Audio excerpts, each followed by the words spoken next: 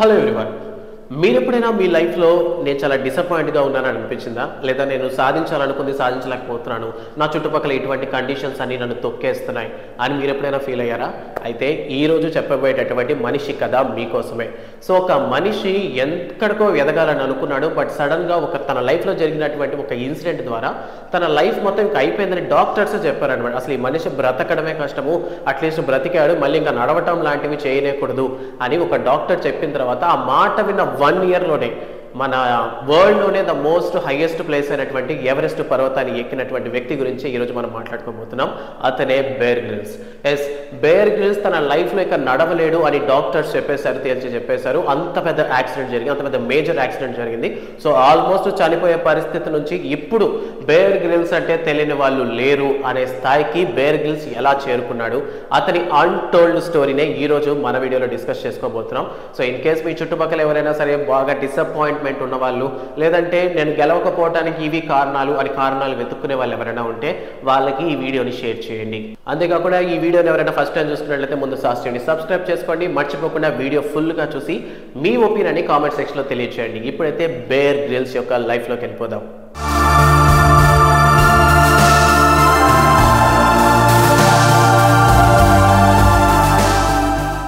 Edward Michael alias Bear Grylls 7th June 1974లో united కింగ్డమ్లోని Ireland దేశంలో పుట్టడం జరిగింది. సో తనకి ఒక 8 ఇయర్స్ ఉన్నప్పుడు, అంటే కిడ్ వయసులో ఉన్నప్పుడు అనమాట, 8 ఇయర్స్ ఉన్న టైంలో సో వాళ్ళ నాన్న ఒకసారి ఒక ఫోటోని తీసుకొచ్చి చూపించారు. అండ్ బేర్ గ్రిల్స్ కళ్ళు పెద్దవి చేసి చూశాడు అనమాట. ఎందుకు ఆ ఫోటో ఏంటంటే, సో వరల్డ్లోనే ద మోస్ట్ హైయెస్ట్ ప్లేస్ అయినటువంటి ఎవరెస్ట్ పర్వతాన్ని తీసుకొచ్చి చూపించాడు అనమాట. సో 8 ఇయర్స్ ఉన్నటువంటి ఆ అబ్బాయికి, అంటే బేర్ గ్రిల్స్కి ఆ ఫోటో చూపించాక వెంటనే అన్నాడు అనమాట, అంటే గ్యాప్ కూడా తీసుకోలేదు, వెంటనే ఏమన్నాడంటే, నాన్న ఏదో రోజు నేను ఈ కొండలెక్కి చూపిస్తాను అని చెప్పాడు అనమాట. అంటే అసలు ఆ ఏజ్లో అది ఏంటో కూడా తెలియదు బేర్ గ్రిల్స్కి, బట్ హిస్ కాన్ఫిడెన్స్ అనమాట, అంత అడ్వెంచర్ చేయాలని 8 ఇయర్స్ నుంచే ఉండేది అన్న విషయం వాళ్ళ నాన్నకి అప్పుడే అర్థమైంది. అంతేకాకుండా బేర్ గ్రిల్స్ వాళ్ళ ఫాదర్ కూడా మేబీ అటువంటి అడ్వెంచర్స్ చేసే పర్సన్ ఏమో, సో అందువల్లనే మేబీ అటువంటి ఇంట్రెస్ట్ వచ్చి ఉంటుంది. సో బేసికల్గా మనం కూడా ఏదైనా కానీ ఒక అందమైన చూసాం అనుకోండి, ఎగ్జాంపుల్కి తాజ్ మహల్ని చూసాము. సో చూసినప్పుడు మనకి ఏమనిపిస్తుంది, అబ్బా ఒక్కసారైనా సరే తాజ్ మహల్ దగ్గరికి వెళ్ళాలనిపిస్తుంది. లైక్ అదే విధంగా 8 ఇయర్స్ ఉన్నటువంటి ఎడ్వర్డ్ మైకెల్ కూడా సో ఆ ఎవరెస్ట్ పర్వతాలు చూసిన వెంటనే ఏమనుకున్నాడంటే, నేను ఏదో ఒక రోజు ఎక్కి చూపిస్తాను అని అనుకున్నాడు అనమాట. సో అలానే తన టీనేజ్ వయసు వచ్చేంత వరకు కూడా అడ్వెంచర్స్ పరంగా ఎటువంటివి ఉంటే బాగుంటుందని ఆ కోర్సును మాత్రమే చేసుకుంటూ వచ్చాడు. సో తను టీనేజ్ వచ్చిన తర్వాత సో ఇండియాకి వచ్చాడు అనమాట. ఏంట్రా అసలు ఐర్లాండ్ ఉండేవాడు ఇండియాకి ఎందుకు వచ్చాడంటే కారణం ఏంటంటే, ఎవరెస్ట్ పర్వతాలు ఎక్కడ ఉన్నాయి, ఇండియా దగ్గరే ఉన్నాయి కదా. సో అందువల్లనే ఇండియన్ ఆర్మీ దగ్గర ట్రైనింగ్ తీసుకోవడానికి యూకే నుండి మనకి బేర్ గ్రిల్స్ వచ్చారనమాట. బేర్ గ్రిల్స్ ఇండియన్ ఆర్మీ దగ్గర మాత్రమే ట్రైనింగ్ తీసుకున్నాడు అనమాట. Because of Indian army is the toughest army. అంటే ఎంత టఫ్గా ట్రైనింగ్ ఇస్తుందంటే ఏదైనా సరే అది సాధించడానికి ఎంత దూరమైనా వెళ్ళాలి అనేటటువంటి ఒక మోటివేషన్ ఇచ్చే ఒక ఆర్మీ ఏదైనా ఉందంటే that's our Indian army. So అందువల్లనే బేర్ గ్రిల్స్ కూడా ఒక అడ్వెంచర్ చేయాలంటే ఒక గట్టి ట్రైనింగ్ కావాలి, మంచి మోటివేషన్ కావాలి, కాబట్టి అందువల్ల ఇండియాకి రావడం జరిగింది. అండ్ ఇండియన్ దగ్గర ఫుల్ ట్రైనింగ్ తీసుకున్నారు. ఆ విషయం చాలాసార్లు మనకి చెప్పడం జరిగింది. సో పూర్తి ట్రైనింగ్ అంటే అందులో కూడా డిఫరెంట్ బేసిక్స్ ఉంటాయంట అడ్వెంచర్స్లో. సో అందులో ఒక అడ్వెంచర్ అనేటటువంటి ఒక ఫీల్డ్ ఎంచుకొని దాంట్లో ఆయన ట్రైనింగ్ తీసుకోవడం జరిగింది. దాని తర్వాత ఆయన యూకేకి వెళ్ళిపోయారు. అక్కడే బేర్ గ్రిల్స్ మళ్ళీ అక్కడ ఉన్నటువంటి ఆర్మీలో జాయిన్ అయ్యాడు. అండ్ అక్కడ ఆర్మీలో జాయిన్ అయినప్పుడు అడ్వెంచర్స్ చేస్తారు కదా, లైక్ అడ్వెంచర్స్ చేసినప్పుడు ఈ పారాగ్లైడింగ్ అంటారు, అంటే ఫ్లైట్స్లో వెళ్ళి అక్కడ నుంచి పారాషూట్ ద్వారా జంప్ అవుతారు అనమాట. సో అలా జంప్ చేసే టైంలో, అంటే యూకేలో ఆయన పారాగ్లైడింగ్ అంటే ఆకాశంలో విమానం నుంచి పోతూ మధ్యలో దూకుతారు అనమాట. అలా పారాషూట్ వేసుకొని మనం ఆల్రెడీ చూసే ఉంటాం. లైక్ అలా దూకేటప్పుడు, అంటే అక్కడ ఉన్న ఐర్లాండ్లో అటువంటి ఒక ఇది చేసినప్పుడు పారాషూట్ చేసినప్పుడు ఎంత ఎత్తులోంచి దూకారో తెలుసా? 16,000 feet. 16,000 అడుగుల ఎత్తు నుంచి ఆయన దూకారనమాట. సో అలా జంప్ చేసేసారు. జంప్ చేసి మిడిల్లో ఒక ఆల్మోస్ట్ ఒక 8,000 feet దగ్గరలో ఉన్నప్పుడు పారాషూట్ని ట్రై చేశారు రిలీజ్ చేద్దామని, బట్ పారాషూట్ అయితే తెరుచుకోలేదు. సుమారు అతను దూకినటువంటి హైట్ కంటే హాఫ్ దూరం వచ్చేసిన తర్వాత పారాషూట్ని చేసి ఒక అడ్వెంచర్ ఫీల్ని పొందుదాం అనుకున్నారు, బట్ పారాషూట్ అయితే ప్రాబ్లం వచ్చింది. సో పారాషూట్ అనేది వర్కౌట్ కాకపోవటం వల్ల సో అలానే, అంటే ఊహించుకోండి, అలా పడిపోతున్న వ్యక్తికి అతనికి తెలుస్తుంది చావు చాలా దగ్గరగా రాబోతుందని. సో చావును చూస్తున్నటువంటి అతను ఆ టైంలో కూడా ఎలా ఆలోచించాడంటే, పారాషూట్ ఎలానో తెరుచుకోలేదు, సో రివర్స్లో పడితే మేబీ మనకి డ్యామేజ్ తగ్గుతుంది కదా అనేసి ఆ క్షణం, అంటే అటువంటి మూమెంట్లో కూడా అతను తెలివిగా ఆలోచించి బ్యాక్కి తిరగడం జరిగింది. అంటే వెనకాల బ్యాగ్ ఉంటుంది కదా, సో దాని ద్వారా తనకి యాక్సిడెంట్ అయ్యే ఛాన్సెస్ చాలా తక్కువ ఉండొచ్చేమని ఆలోచించాడు.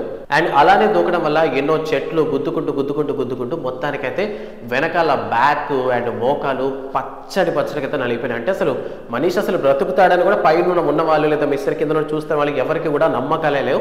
బట్ బేర్ గ్రిల్స్ సాధించాడు, మొత్తానికి అసలు బతికి బయటపడ్డాడు అనమాట. సో అక్కడే డాక్టర్స్ చెప్పడం జరిగింది, సో మోకాల చెప్పులు కూడా 2 విరిగిపోయినాయి, ఇతను ఇంకా life long wheel chair, actually wheel చైర్లో కూడా వర్కౌట్ కాకపోవచ్చు ఎందుకంటే అతని బ్యాక్ అంతగా డ్యామేజ్ అయిందని చెప్పడం వల్ల. సో పూర్తిగా వాళ్ళ నాన్న నమ్మకాలు వదులుకున్నారనమాట. బట్ బేర్ గ్రిల్స్ నమ్మకాలు వదులుకోలేదు. చూడండి అసలు, అంటే పాజిటివ్ థాట్ అనేది ఉంటే మనం ఎంత దూరమైనా వెళ్తా ఉండడానికి బేర్ గ్రిల్స్ ఎంత పెద్ద ఎగ్జాంపుల్ చూసుకోండి ఒకసారి. సో బేర్ గ్రిల్స్ చాలా గట్టిగా అనుకున్నాడు, ఏమని ఎవరెస్ట్ పర్వతాన్ని ఎలాగైనా ఎక్కాలనుకున్నాడు. చిన్నప్పటి నుంచి దానికోసం ట్రై చేశాడు. అండ్ ఇండియన్ ఆర్మీ దగ్గర ట్రైనింగ్ తీసుకున్నాడు, అలానే యూకే ఆర్మీ దగ్గర కూడా ట్రైనింగ్ తీసుకున్నాడు. బట్ ఈ మధ్యలోనే మేజర్ యాక్సిడెంట్. సో ఒక 20 years ఉన్న టైంలో జరిగినటువంటి ఈ యాక్సిడెంట్ వల్ల తన లైఫ్ ఆగిపోయింది అని తను ఎప్పుడు ఫీల్ అవ్వలేదు. సో ఎంత గట్టిగా అనుకున్నాడంటే బేర్ గ్రిల్స్ ఎవరెస్ట్ ఎక్కాలని. సో అంతే విధంగా డాక్టర్ చెప్పిన ఎగ్జాక్ట్ 1 yearలో సో తను ఎంత వరకు ట్రై చేయగలడు, తన శక్తి మేరకు ఎంత పెయిన్ వచ్చినా సరే ఆ పెయిన్ని దాటుకుంటూ ఎగ్జాక్ట్ 1 yearలో తనకి 21 years ఉన్న టైంలో ఎవరెస్ట్ పర్వతాన్ని ఎక్కేశాడు అనమాట. సో అప్పటికే అతి తక్కువ వయసులో ఎవరెస్ట్ పర్వతాన్ని ఎక్కిన వాళ్ళ లిస్టులో ఇండియాలో అతని పేరు సేవ్ అయింది. సో అతని పేరు మీద ఒక రికార్డే ఉంది ఇండియాలో, బేర్ గ్రిల్స్ అనే పేరు మీద ఒక రికార్డు ఉంది. అండ్ అలానే యూకేలో కూడా అతి తక్కువ వయసులో ఎవరెస్ట్ పర్వతాన్ని ఎక్కినటువంటి పిల్లల లిస్టులో కూడా బేర్ గ్రిల్స్ పేరు అయితే నమోదైందనమాట. సో అటువంటి ఒక అరుదైన రికార్డుని సాధించాడు. అంతేకాదు మొత్తం వరల్డ్లో కూడా ఎటువంటి పర్వతాలు అయితే అసలు కనీసం ఎక్కడానికి కూడా భయపడతారో అటువంటి పర్వతాలు అన్నీ కూడా ఎక్కేశాడు బేర్ గ్రిల్స్. తన యొక్క ఉన్నటువంటి చిత్తశుద్ధి అంటారు కదా, సో ఒక సెల్ఫ్ కాన్ఫిడెన్స్తో చేసినటువంటి పనులే అనమాట. అండ్ ఆఫ్టర్ దట్ దాని తర్వాత బేర్ గ్రిల్స్కి చాలా మంచి పేరే వచ్చింది. ఆ టైంలో వచ్చినటువంటి షోనే మ్యాన్ వర్సెస్ వైల్డ్. సో ఒక ఇన్ కేస్ అడవిలో కానీ ఎడారిలో కానీ ఎక్కడైనా తప్పిపోతే, ఇన్ కేసు ఒక్కరే ఒంటరిగా తప్పిపోతే ఎలా సర్వైవ్ అయ్యి మనం మళ్ళీ ప్రజల్ని చేరుకోవాలి, జనాల దగ్గరికి చేరుకోవాలి అనేటటువంటి కాన్సెప్ట్తో వచ్చినటువంటి ప్రోగ్రామే మ్యాన్ వర్సెస్ వైల్డ్. సో ఈ మ్యాన్ వర్సెస్ వైల్డ్ ప్రోగ్రామ్ అనేది ఎంతవరకు హిట్ అయిందో మనకు తెలిసినమాట. వై నాట్ బరాక్ ఒబామా గారు కలిసి వెళ్ళారు, మన దేశ ప్రధాని అయినటువంటి నరేంద్ర మోడీ గారు కలిసి వెళ్ళారు, అంతేందుకు మన సూపర్ స్టార్ అయినటువంటి రజనీకాంత్ గారు కూడా సో బేర్ గ్రిల్స్తో కలిసి వెళ్ళారనమాట. సో అంతటి పాపులారిటీ ఎలా వచ్చిందంటే కేవలం అతనికి ఉన్నటువంటి సెల్ఫ్ కాన్ఫిడెన్స్ అండ్ అతను ఎలా సర్వైవ్ అవ్వాలని చూపించేటటువంటి విధానమే అతన్ని అట్రాక్ట్ చేసింది. సో అడ్వెంచర్స్ చేయాలి అనటంలో తనకంటూ ఒక పేరు సంపాదించుకోవాలని బేర్ గ్రిల్స్ ఇటువంటి ఒక అడ్వెంచరర్స్ ఒక వీడియోని షూట్ చేయడం జరిగింది అనమాట. సో డిస్కవరీ ఛానల్లో మనకి అది ప్లే అవుతూ ఉండేది, చిన్న పెద్ద తేడా లేకుండా అందరం చూసేవాళ్ళం కదా. సో ఇది బేర్ గ్రిల్స్ యొక్క గోల్.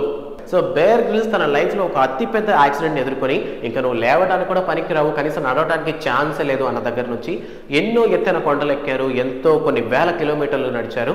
అండ్ అలానే మనకంటే ఒక మంచి ఇన్ఫర్మేషన్ వీడియోస్ని మనకు అందించారనమాట. So that's the Bear Grylls యొక్క ఫ్లాష్ బ్యాక్ స్టోరీ. అంటే ఒక ట్రాజడీ స్టోరీ, ఆల్మోస్ట్ డై అన్న పొజిషన్ నుంచి తను బూస్టప్ అయి ఇప్పుడు ఎంతో మందికి ఇన్స్పిరేషన్గా నిలిచారు. అండ్ దాని తర్వాత ఆయన చాలా టైప్స్ ఆఫ్ కొటేషన్స్ అనేవి ఇవ్వడం జరిగింది. సో బేర్ గ్రిల్స్ చాలా కొటేషన్స్ అయితే ఇచ్చారు, అంటే లైఫ్ ఇక్కడే ఆగిపోలేదు, కొంచెం ముందుకు వెళ్ళండి అని. సో ఆ కొటేషన్స్ అన్ని కూడా మీకు సోషల్ మీడియాలో బాగానే కనిపిస్తాయి. సో ఇప్పుడు నేను ఈ విషయం ఎందుకు చెప్పాలనుకుంటున్నాను అంటే బేర్ గ్రిల్స్ అనేటటువంటి వ్యక్తి ఒక సాధారణ వ్యక్తే. సో మన లైఫ్ స్టైల్ ఎలానో అతని లైఫ్ స్టైల్ కూడా అలానే. సో మనకి దెబ్బ తగిలితే రక్తం వస్తుంది, అతనికి కూడా అలానే వస్తుంది. బట్ ఆ రక్తాన్ని కూడా అతను మర్చిపోయి మళ్ళీ ఏదోటి సాధించాలని మైండ్లో మెంటల్గా ఫిక్స్ అయ్యాడు అనమాట. సో దిస్ ఈస్ ద మనకి సీక్రెట్ బుక్లో ఉంటుంది కదా, లా ఆఫ్ అట్రాక్షన్. సో మనం ఏదైతే అనుకుంటామో ఖచ్చితంగా అది జరిగి తీరుతుందంతే.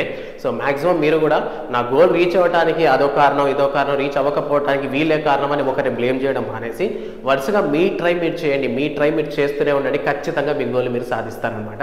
సో ఈరోజు నేను మీకు చెప్పాలనుకున్నటువంటి విషయం ఇదే.